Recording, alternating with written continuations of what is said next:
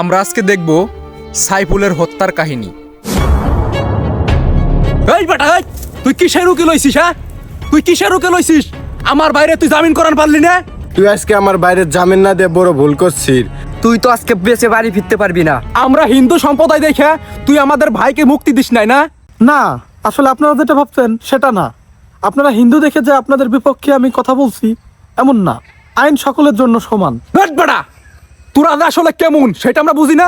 তোরা হিন্দু বিরোধী, তোরা ভারত বিরোধী, তোদের মনের খবর আমরা বুঝি। তুই ইচ্ছা করে আমার ভাইকে মুক্তি দিস নাই।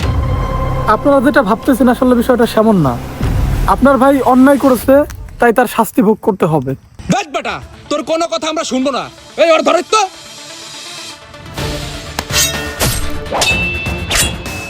সাইফুলের হত্যার বিচার চাই। আর এমন হতে দেওয়া যাবে না। বর্তমান হিন্দু সম্প্রদায় এমন ভাবে উগ্রভাব হয়েছে, তারা মুসলমানদের তারা কিছু মনেই করতেছে না। যে যেভাবে পারতেছে তারা হামলা চালাচ্ছে। আর এভাবে হতে দেওয়া যাবে না।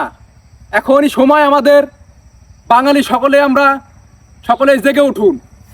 আর এই যে আপনারা যে কাহিনীটা দেখলেন সাইফুলের হত্যার বিচার, আমরা সকলেই সাইফুলের হত্যার বিচার চাই, বিচার চাই, বিচার চাই।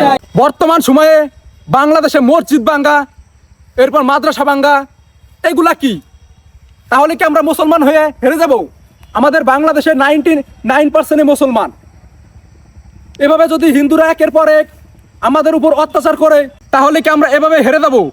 আর এটা হতে দেওয়া যাবে না। মুসলমান কখনো হারে না, কারণ আমরা শেষ নবীর উম্মত। আমরা কখনো হারবো না। তাই সকলেই জেগে উঠো, মুসলমান জেগে উঠো, জেগে উঠো, জেগে উঠো, জেগে উঠো।